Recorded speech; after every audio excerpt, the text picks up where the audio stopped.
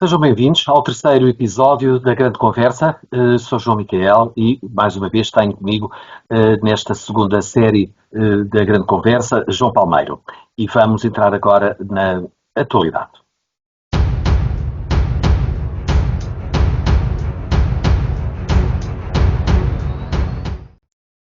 Começamos então com a atualidade. João, o que vamos começar hoje, o nosso terceiro episódio, com que tema da atualidade? O que é que nos traz?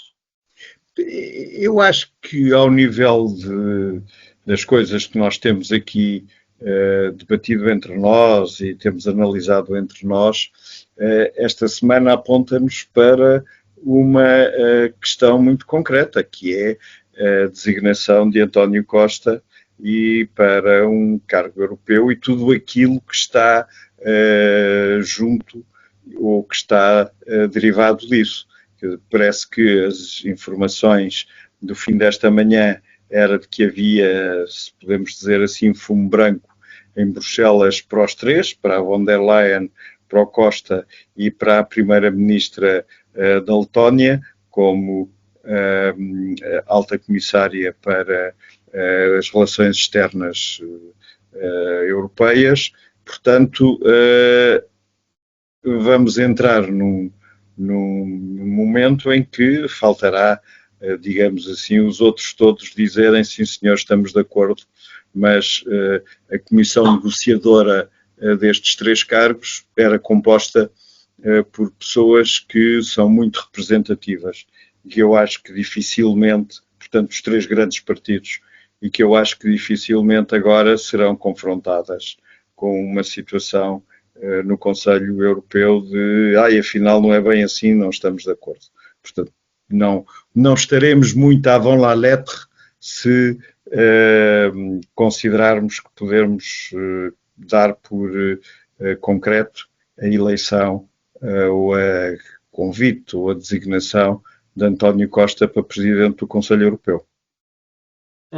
E parece-lhe que haverá, obviamente, e que eu acho que isto é consensual, há aqui uma questão de prestígio por haver um português num dos mais altos cargos na União Europeia.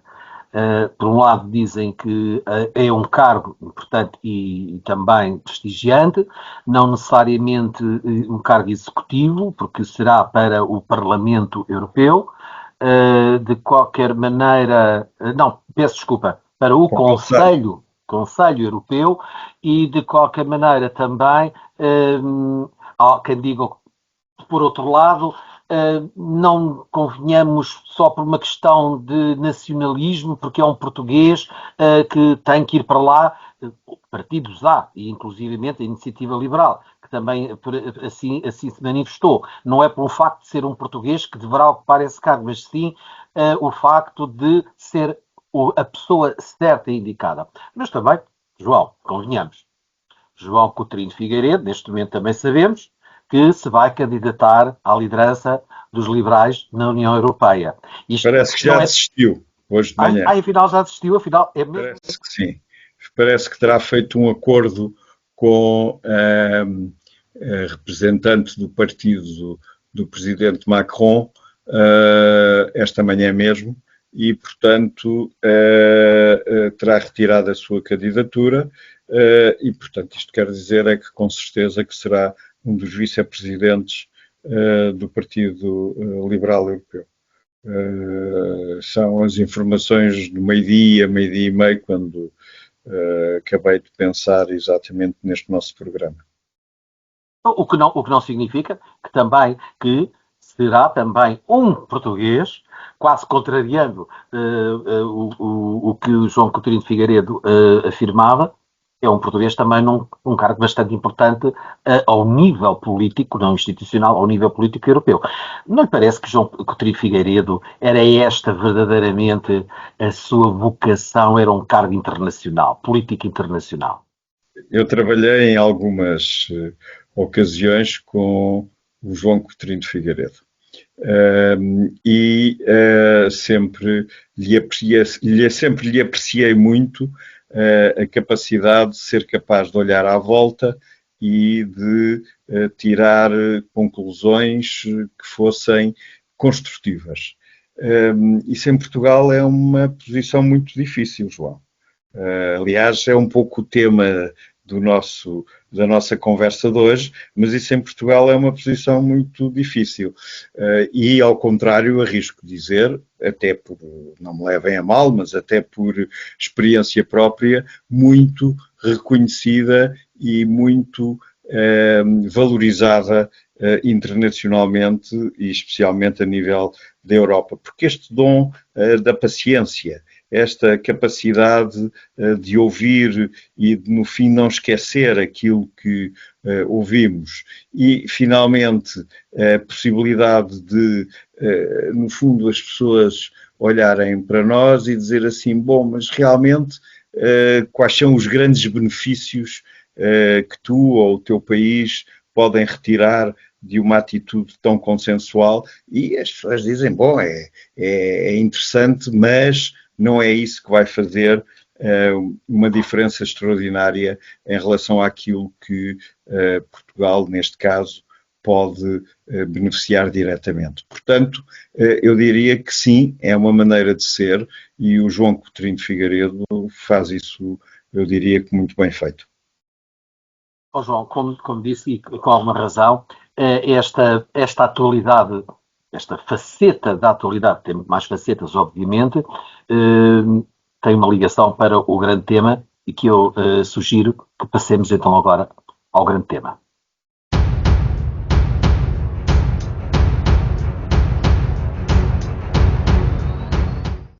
Entramos então agora na segunda parte do grande tema. Temos como grande tema, neste terceiro episódio, existe uma elite em Portugal? João, grande pergunta. Existe uma elite? Aliás, começaríamos talvez por identificar o que é isto de elite. Em abstrato. Eu ia exatamente propor isso, porque elite vem, não nos podemos esquecer, tem uma raiz latina que vem de eleger. Portanto, elite é aquele que elege e aquele que é eleito. Sendo que o que elege de acordo com as regras, o que é eleito também de acordo com as suas capacidades próprias. Portanto, estamos a acrescentar um ponto importante ao simples jogo da regulamentação da escolha, porque um eleito é um escolhido, quer dizer, demos lá as voltas que quisermos dar, é isso que quer dizer. E depois há diferentes elites. Foi publicado há poucos dias o relatório do estudo que já pela 10ª vez, julgo eu, a Faculdade de Economia do Porto com a Universidade Suíça de Santegal faz sobre uma espécie de um ranking das elites no mundo.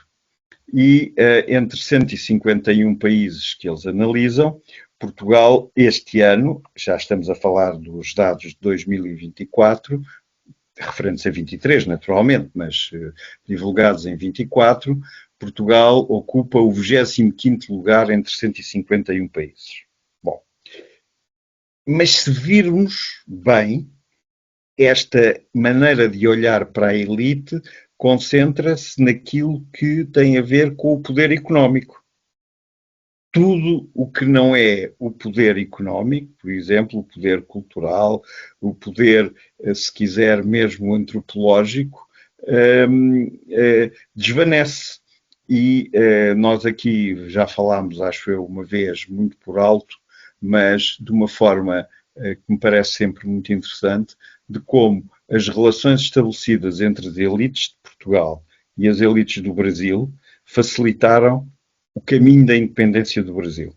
Portanto, as pessoas, de um lado e do outro, entendiam-se, porque tinham tido a mesma educação, tinham vivido no mesmo ambiente em termos conjuntos. Portanto, há aqui uma série de formas de olhar para as elites, inclusivamente, não vamos passar aqui a perder tempo com as teorias todas e as teses todas de ordem sociológica, de ordem psicológica, etc., que têm a ver com as elites.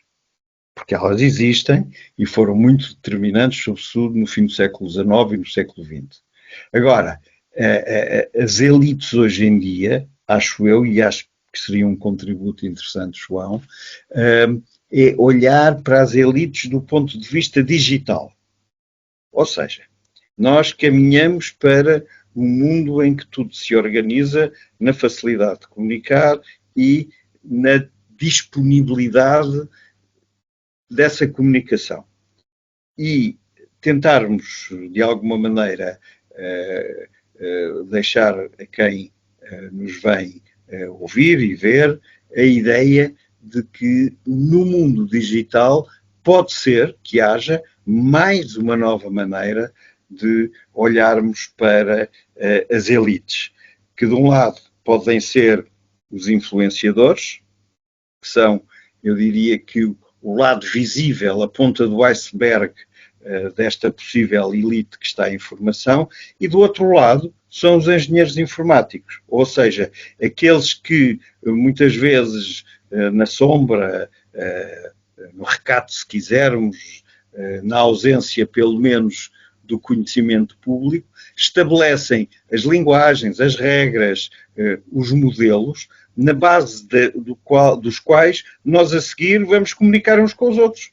E que a forma como esses modelos são estabelecidos, do meu ponto de vista, determina muito os resultados em que as elites vão substanciar e vão solidificar a sua posição enquanto elites. Ao mencionar que há vários tipos de elites e que geralmente, e vamos falar no nosso caso em Portugal, por isso mesmo também é esse o título, existem ou existe uma elite em Portugal. Quando aqui se pergunta, existe uma elite, se está a falar de uma que seria transversal a todo o tipo de intervenção na sociedade civil, mas havendo essas, ou pelo menos a elite que é mais reconhecível por todos os portugueses, obviamente remete-se imediatamente para dois tipos de elites no que nós aqui estamos a falar, que será a elite política, que é o poder, por assim dizer, e o poder político e legislativo, e depois a elite económica, aí sim, que se reconhece alguns nomes.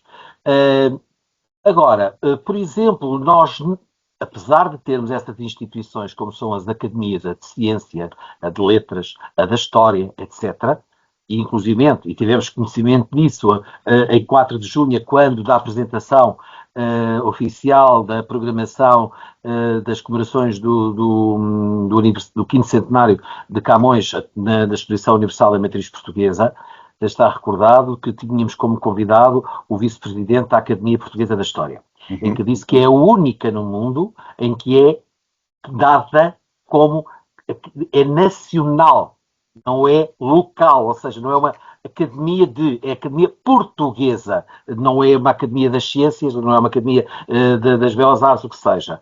Assim sendo, mas essa elite não é reconhecível, a da cultura, por assim dizer, seja ela das artes, seja das ciências, seja disto, seja daquilo. São conhecidos um ou outro renome, não têm grande reconhecimento, saem de vez em quando nos órgãos de comunicação social, assim como uma espécie de bichos raros, de aves raras. O que é que se pode fazer, além da divulgação, mas não uma mera divulgação circunstancial, para que haja este reconhecimento e mais, este aproveitamento desta elite? E a elite tem um papel, para mim, primordial para o progresso de uma nação. E nós já tivemos esse caso na nossa história. João, se nós... é evidente que as elites estão necessariamente ligadas e são a base para tudo o que tem a ver com o poder político, o poder económico, etc. Mas tentemos olhar ao contrário. Tentemos olhar como é que elas chegaram a ser elites, ou seja, como é que grupos de pessoas conseguiram num determinado momento que os outros olhassem para eles e dissessem assim, sim, se estas pessoas estão a dizer que é melhor fazer assim, ou se estas pessoas estão a propor-nos que temos que seguir este caminho, eles realmente têm razão ou se não tem razão, nós vamos lhe dar o benefício da dúvida. Bom, e temos que ir tão para trás como para o Império Romano, que é a primeira vez em que, pela organização da sociedade, os patrícios e os não patrícios, existe. Não, eu aqui não estou tão preocupado com esta questão de que se uns eram servos e os outros eram escravos e os outros eram cidadãos. Não. O que eu acho é que os romanos assumiram, pela vastidão do seu império, um tipo de organização em que tinham que depender daquilo que nós hoje em dia chamamos elites, e que eles chamavam na altura patrícios, cidadãos, seja aquilo que for, a quem reconheciam um poder de serem eles a dirigir localmente, porque os outros estavam muito longe, não havia as comunicações que temos hoje em dia, e este modelo, que é um modelo que, do ponto de vista de muitos historiadores, explica as organizações de Estados, que são os Estados nos quais os romanos mais impuseram este tipo de organização, que vão do norte de Itália até à Holanda, portanto passando pela Suíça, deu, meados na Alta Idade Média e depois, durante parte do Renascimento, o nascimento de cidades-estados, Génova, Veneza, tantas outras cidades italianas do norte de Itália. Por acaso isto não acontece no sul da Itália, acontece no norte da Itália, que foi um movimento normal dos romanos. Isto é o primeiro ponto, é dizer que esta questão das elites, quer nós queiramos, quer não queiramos, tem dois milénios, quer dizer, não tem propriamente uma coisa que alguém inventou agora com umas teses e com umas teorias psicológicas e sociológicas, não. Tem muitos anos enraizados, pelo menos, na humanidade europeia. E depois, uma outra coisa que isso agora tem a ver mais connosco, em Portugal, que é, a partir do século XV, nós começamos a ver que a criação das elites em Portugal passa eu diria que da existência automática destes focos finais da conquista romana na Península Ibérica, para uma coisa que começa a acontecer em Portugal em meados do século XV, que é o reconhecimento. Os reis portugueses começam a passar cartas de cidadão, cartas de cavaleiro e cartas de escudeiro. Bom, isto dito assim, parece uma coisa um bocado tonta, quer dizer, mas o que é isto destas cartas? João, é o nosso bilhete de identidade de hoje. O nosso bilhete de identidade de hoje diz quem eu sou, de quem é que eu sou filho, onde é que eu voto, que direitos é que eu tenho e não tenho, o que é que eu posso fazer. As cartas de cidadão ou as cartas de cavaleiro ou as cartas de escudeiro, sendo que este escudeiro e cavaleiro tinham muito a ver com a relação direta com o rei ou com a Casa Real, enquanto que as cartas de cidadão tinham muito a ver com o local, com aquilo que eram os municípios. E, em muitos casos, estas cartas de cidadão estão baseadas naquilo que nós falamos muitas vezes como sendo os homens bons. E o que eram os homens bons não eram mais que os patrícios do tempo dos romanos, que eram reconhecidos como sendo pessoas responsáveis, como sendo pessoas que, naturalmente, quando tomavam decisões não podiam tomá-las só para si, tinham que tomá-las considerando o impacto que teria nos outros, sendo que estamos sempre a falar na dimensão do tempo e do espaço de há 1000 e tal anos atrás, quer dizer, portanto, não estamos a falar na dimensão do tempo e do espaço do século XXI, é impossível, não podemos fazer isso. Portanto, eu acho que Portugal, com esta profunda tradição que se foi mantendo, em muitos casos, sem nós vermos, João, só o Herculano, no século XIX é que começou a sério a falar destas coisas, quer dizer, e mesmo assim com muitos particuliers como ele tinha, mas pronto, quer dizer, a partir daí passou a ser uma matéria presente na discussão e na visão da política e da sociedade e da cultura portuguesa. Portanto, eu por mim acho que isto por um lado é uma grande riqueza, mas por outro lado gera uma grande confusão baseada em que é tão normal, é tão reconhecido, que sempre foi assim, que as pessoas às vezes têm dificuldade em compreender que não, que isto resulta de alguém reconhecer a outro que esse outro tem qualidades, posição, poder, dinheiro, aquilo que entendermos como sendo para cada um de nós o elemento mais importante, mas que tem esse elemento próprio para nos levar a ouvir ou a seguir o que essa pessoa tem para dizer. Também a elite, no seu significado mais lato, poderá ser a nata, o escol, É o verdade, melhor do melhor, em todas é as verdade. áreas. E é isto que em Portugal nós temos, são, na sua esmagadora maioria, os ilustres desconhecidos, com exemplos aqui ou ali, que são reconhecidos no mundo, nas suas várias áreas. Podemos falar com o professor Manuel Damasio, na ciência, na neurociência, podemos falar do futebol com o Cristiano Ronaldo, podemos falar numa arte, alguém que já morreu, como é o caso da Paula Rego, etc, etc. Quer dizer, esta elite tem que ser consubstanciada, tem que ser conhecida, tem que ser, mais também tem que ser acarinhada e tem que ser suficientemente dada como exemplo para incentivar as novas gerações e também as gerações que, como a sua, como a minha, como todas as que ainda estão no ativo, para perceberem que um país não é nada sem as suas gentes.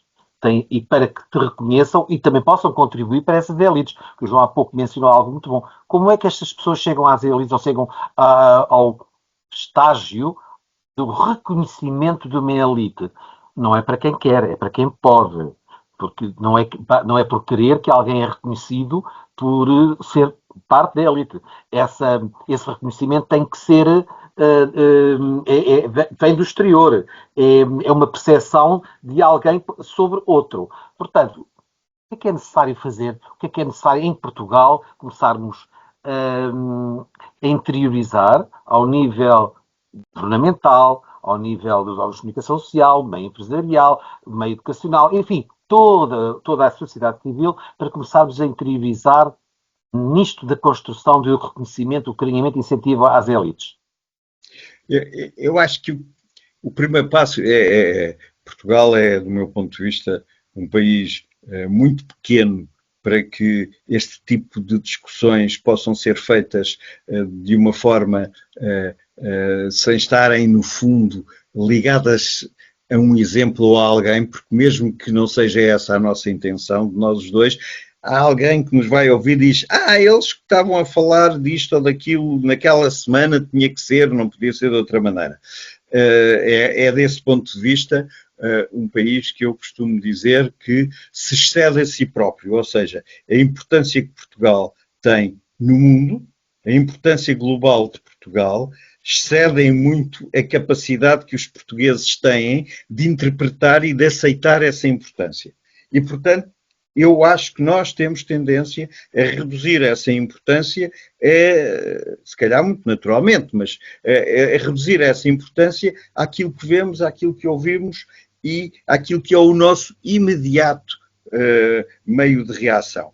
Ora, a primeira coisa que nós temos, se queremos ter uma elite, é perceber que a nossa elite, em Portugal, não é só para satisfazer ou para corresponder aos nossos anseios imediatos, mas passa a ser portadora de uma espécie de uma representação que vem de centenas de anos para trás e em que cada um de nós que aceita reconhecer que a ou B ou C ou D faz parte de uma elite, tem que automaticamente ter consciência de que não está só a tomar que não está só a fazer esse reconhecimento para si, está a fazer esse reconhecimento para um grupo que, não sendo organizado, não estou a falar de um partido político, nem de uma associação, nem de uma empresa, não, para um grupo que tem esta designação geral, os portugueses. Portanto, e os portugueses, cada vez mais que nós olhamos para o mundo, nós encontramos uma forma, eu não sei se o João viu ontem aquele primeiro episódio da série da Ana Gomes sobre a Indonésia. Eu fiquei muito impressionado neste sentido exato, que eu disse, pois, isto é muito mais do que aquilo que nós alguma vez pensamos. Ela mostrou umas cerimónias religiosas de Sexta-feira Santa na Ilha das Flores. Bom, é natural. Aquilo, tudo o que estamos ali a ver podia acontecer em Braga, ou podia acontecer na Nazaré, ou podia acontecer na mais pequena das aldeias portuguesas que faça uma procissão. Agora, para mim o que foi fantástico e que sim traduz esta ideia que eu quero deixar de que os portugueses é mais do que esta visão fechada que podemos ter aqui neste cantinho, é que na Ilha das Flores havia um verdadeiro ecumenismo, ou seja, a procissão era católica, mas quem fazia a segurança à procissão eram islâmicos, e quem ajudava a não sei que era budistas, e quem fazia, ou seja, havia um verdadeiro reconhecimento de que os direitos e a maneira de estar de cada um eram baseados no respeito. E isso, por mais voltas que eu seja capaz de dar cá à minha cabeça para pensar de outra maneira, eu digo sempre, mas esse foi o caminho dos portugueses que, pelo número pequeno que eram no mundo, só podiam entender-se com os outros com essa base. Olha, eu respeito para tu me respeitares a mim. Eu respeito-te a ti para tu fazeres negócio comigo. Eu faço negócio contigo porque tu me respeitas e eu te respeito. E este ponto de vista, deste papel fundamental das elites, que eu acho que o que estamos os dois aqui a dizer é afirmação de valores, afirmação de princípios e reconhecimento de tradição, mas, João, não é tradição naquela coisa da tradição pequenina, coitadinha, já os meus pais faziam assim, não. É qualquer coisa que está dentro de mim que me leva a fazer hoje aquilo que eu tenho que fazer no meu dia-a-dia, mas que tem um significado que já há 200, 300 ou 500 anos se inseria naqueles outros que eram portugueses que viviam nessa altura.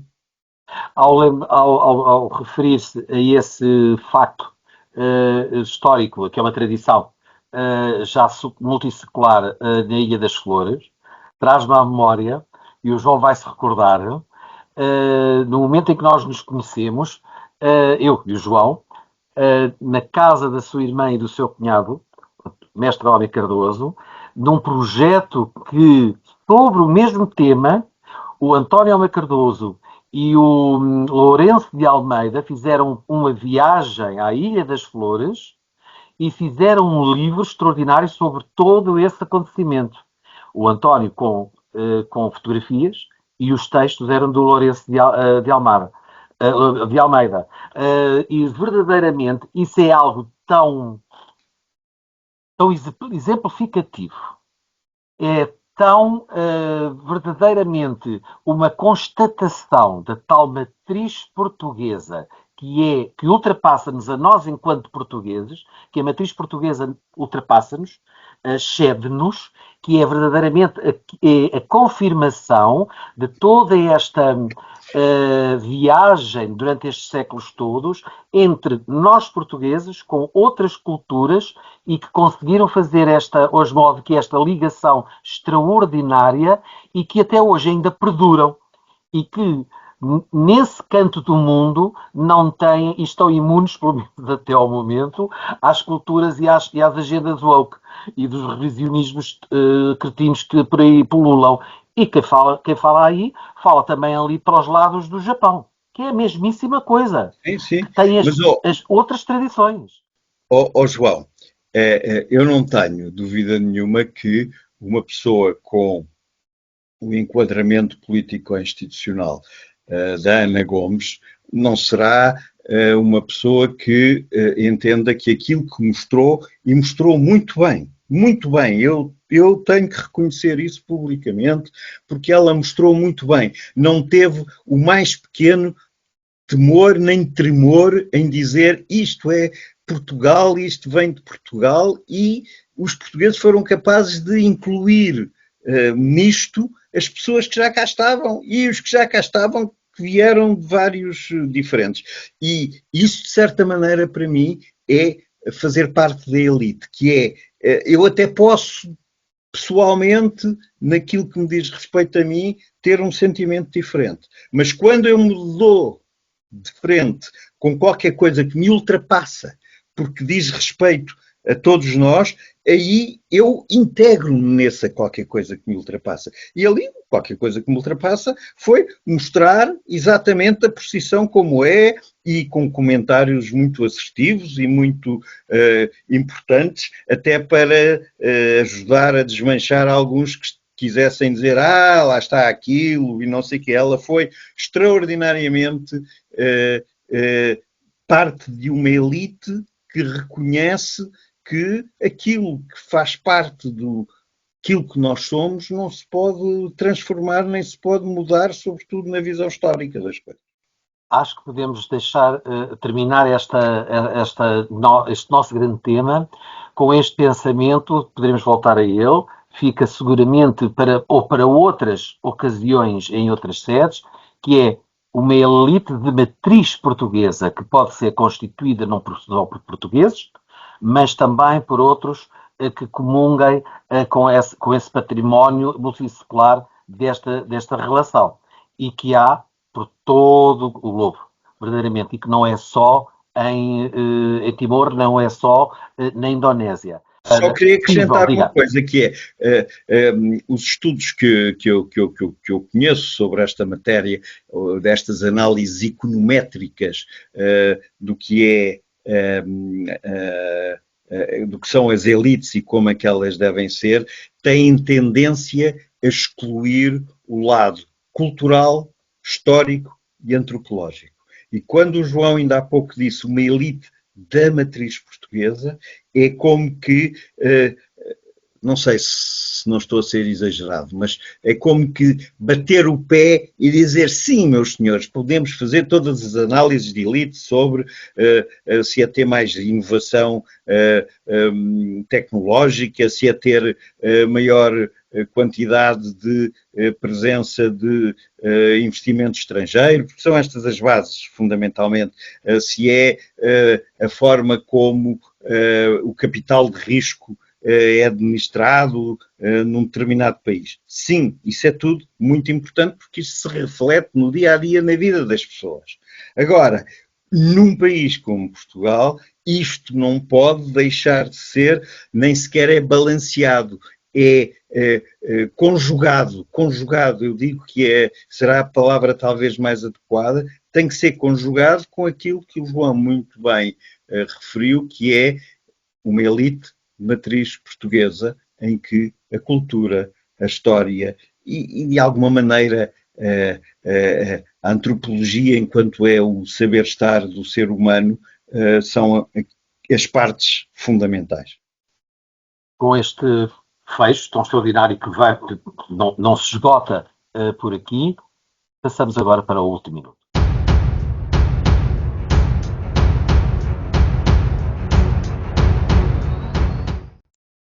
Iniciamos então, a última parte deste terceiro episódio com o último minuto. Hoje, coube-me a mim essa tarefa. Tenho o grato prazer de dar a conhecer e de sugerir um livro de Diana Barroqueiro, uma autora premiada internacionalmente e também com o Prémio Fémina 2021, e particularmente esta obra que é Dom Sebastião e o Vidente, onde, numa só simples cena, Diana Barroqueiro dá a conhecer como foi dado a conhecer a Dom Sebastião a obra imortal de Camões, Os Lusíadas, que não foi lida pelo próprio, mas sim pelo seu protetor, Conde de Linhares, e durante uma cerimónia que era a cerimónia do acordar, onde o rei era levantado, era acordado e era vestido por toda uma corte e por todo um cerimonial. Ou seja, numa assentada, Diana Barroqueiro transporta-nos para o século XVI e dá-nos a conhecer a corte de Dom Sebastião e como ele teve conhecimento dessa obra imortal que se tornou verdadeiramente a obra do Lusitano, tal como Cervantes se referia aos Lusíadas. Aliás, a obra não, o tesouro do Lusitano. Muito obrigado e até à próxima série, próximo episódio da nossa grande conversa. João, até lá. Até lá. Muito obrigado.